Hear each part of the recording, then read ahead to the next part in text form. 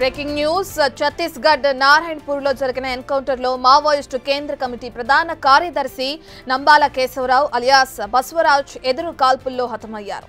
నక్సల్స్ ఉద్యమంలో నంబాలది 4.5 దశాబ్దాలకు పైగా ప్రస్థానం. ఈ స్థాయి నేత ఎన్కౌంటర్లో మరణించడం ఇదే తొలిసారి. ఈ ఘటనలో మొత్తం 27 మంది మావోయిస్టులు ఓ జవాన్ మృతి చెందారు.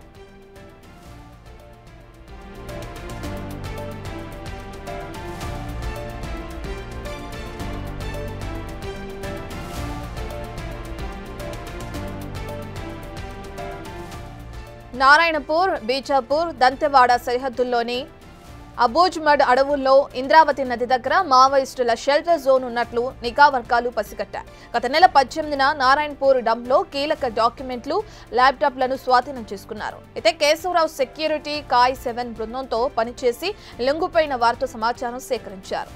ల్యాప్టాప్లలో ఉన్న సమాచారాన్ని డీకోడ్ చేసి ఆపరేషన్ నిర్వహించాయి భద్రతా దళాలు.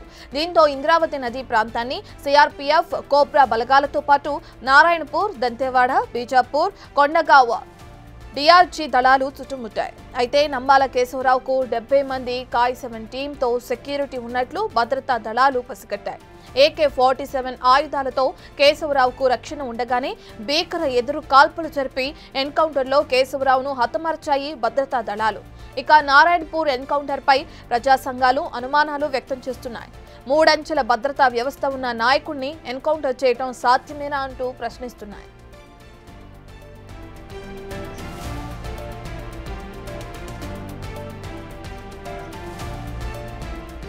ఎన్కౌంటర్ కి సంబంధించిన పూర్తి డీటెయిల్స్ అందించడానికి మా ఇన్పుట్ ఎడిటర్ పవన్ లైవ్ లో జాయిన్ అవుతున్నారు.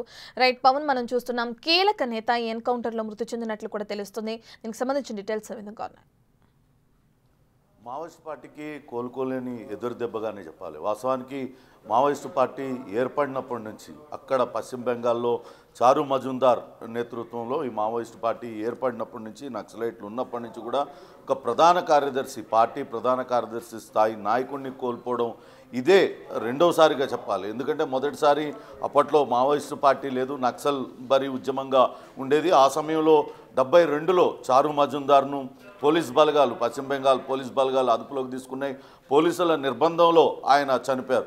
ఆ తర్వాత ఇప్పటిదాకా అటు మావోయిస్ట్ పార్టీగా ఏర్పడిన తర్వాత కూడా అనేక మంది అగ్రనాయకులు, కేంద్ర కమిటీ నాయకులు చనిపోయారు. కానీ ఎప్పుడు కూడా అటు కమిటీ ప్రధాన కార్యదర్శి స్థాయి నాయకుడు చనిపోవడం మాత్రం ఇదే మొదటిసారిగా చెప్పాలి. వాస్తవానికి 2018లో అటు మావోయిస్ట్ పార్టీ కేంద్ర కమిటీ కార్యదర్శిగా నంబాల కేశవరావు బాధ్యతలు స్వీకరించారు. ఆయన కన్నా ముందు గణపతి ఆ స్థానంలో ఉండేవాళ్ళు. మొదటి నుంచి కూడా ఆయన విద్యార్థి దశ నుంచే చాలా కీలకమైన నేతగా ఆయన కొనసాగారు.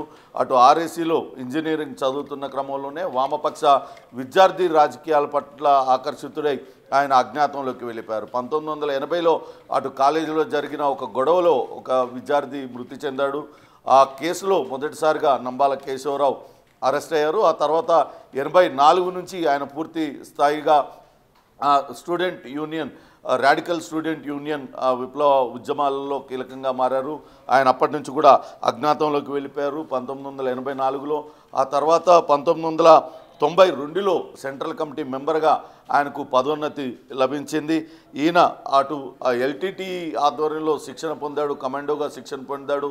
మిలిటరీ ఆపరేషన్స్ నిర్వహణలో చాలా కీలకంగా వ్యవహరించేవారు. అయితే నిన్న జరిగిన ఎన్కౌంటర్ పైన అనేక అనుమానాలు వ్యక్తం అవుతూ ఉన్నాయి. వాస్తవానికి నంబాల కేశవరావుకి చాలా పెద్ద ఎత్తున అటు బాడీగార్డ్స్ ఉంటారు. ఆయనకు ప్రత్యేకంగా ఒక 70 మంది బృందం ఆయనకు కాయ్ 70 పేరుతో ఆయన రక్షణ బాధ్యతలు చూస్తూ ఉంటుంది. ఆయన చుట్టూతా 3 అంచెల భద్రతా వ్యవస్థ ఈ కాయ్ 70 చూసుకుంటుంది. కాయ్ 7 చూసుకుంటుంది. ఆ తర్వాత కూడా వేరే ఇంకా 2 అంచెల్లో అక్కడ స్థానిక మావోయిస్టు నేతలు, మావోయిస్టు మిలిషియా బలగాలన్నీ కూడా ఈయనకు రక్షణగా ఉంటాయి.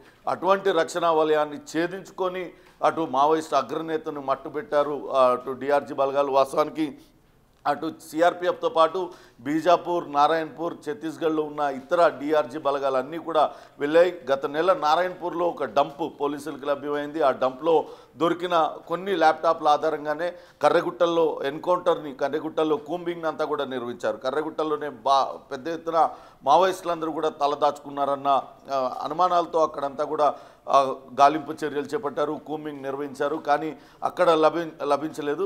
దాంతో ప్లాన్ బిని అమలు చేసిన అటు భద్రతా దళాలు అసలు దాన్నంతా ల్యాప్టాప్లో ఉన్న విషయాన్నంతా కూడా డీకోడ్ చేశారు.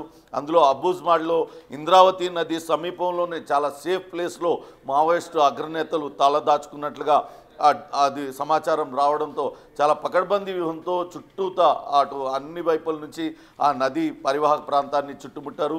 ఖచ్చితంగా నంబాల కేశవరావు ఎక్కడైతే ఆయన షెల్టర్ తీసుకుంటూ ఉన్నారో ఆ స్థానానికి వెళ్ళగలిగారు. కానీ ఇటీవల నిర్బంధం పెరిగిపోవడంతో ఆయనకు కాయ్ బృందం ఏదైతే స్కాయ్ 7 అనే రక్షణ బృందం 70 మందితో ఉండేదో దాన్ని ఇటీవల కుదించారు, 40కి కుదించారు.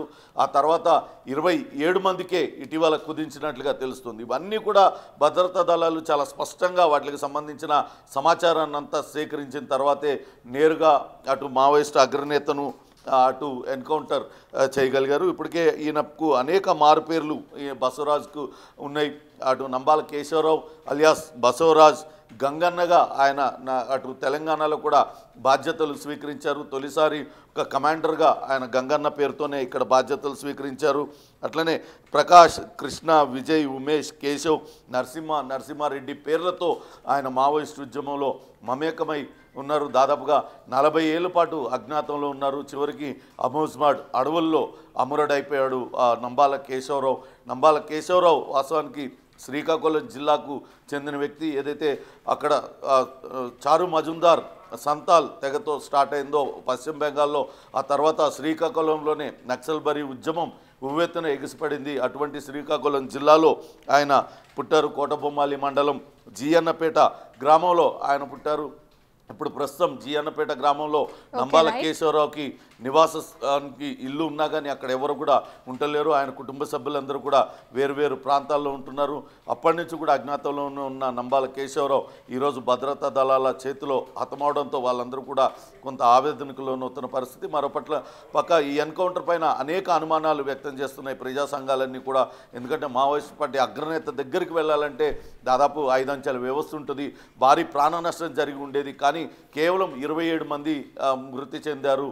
ఇది తక్కువ సంఖ్యలో చనిపోవడమే, కావాలనే పట్టుకొని కాల్చి చంపి ఉంటారనే అనుమానాలు కూడా అటు ప్రజా సంఘాలు అయితే వ్యక్తం చేస్తున్నాయి. దీనిపైన మరి కాసేపట్లో నిరసన కార్యక్రమాన్ని కూడా అటు హైదరాబాద్ ట్యాంక్ బండ్ పైన ప్రజా సంఘాలు చేపట్టబోతున్నాయి. Ratna. Right, thank you Pawan. Right, ఇక ఛత్తీస్గఢ్లోని నారాయణపూర్లో జరిగిన ఎన్కౌంటర్లో అటు మావోయిస్ట్ ప్రధాన కీలక నేత కేశవరావు అలియాస్ బసవరాజ్ ఎదురుకాల్పుల్లో హతమవటం మనం చూస్తున్నాం. దీనికి సంబంధించి ప్రజా సంఘాలు అనేక అనుమానాలు కూడా వ్యక్తం చేస్తున్నాయి. కాయ్ 7 పేరుతో ఆయనకి ఇప్పటికే ఒక బృందం ఎక్కడికక్కడ సెక్యూరిటీ ఏర్పాటు చేస్తున్నా కానీ ఏ విధంగా అతన్ని హతమారుస్తారు అని చెప్పి కూడా వాళ్ళు ఈ విధమైన ప్రశ్నలు లేవనెత్తడం కూడా జరుగుతుంది. దీనికి సంబంధించి ఇప్పుడు హైదరాబాద్లో ర్యాలీ నిర్వహించే అవకాశం కూడా కనిపిస్తుంది, నిరసన వ్యక్తం చేసే అవకాశం కూడా కనిపిస్తుంది.